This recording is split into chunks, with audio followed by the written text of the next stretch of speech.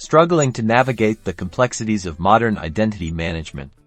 Let's demystify Ping identity and unlock its potential for your organization. First, head over to the Ping Identity website. You'll find a wealth of information here, including product details, documentation, and customer stories. Take some time to explore the resources available to understand which Ping identity solutions best fit your specific needs. Whether it's single sign-in, multi-factor authentication, or access management.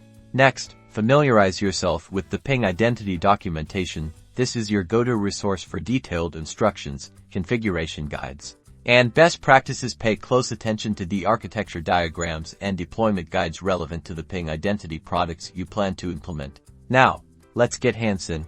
Sign up for a free trial of Pingon or download the Ping identity software for on-premise deployment. Follow the installation instructions carefully, ensuring you meet all the system requirements and prerequisites. Once installed, access the Ping Identity Administrative Console.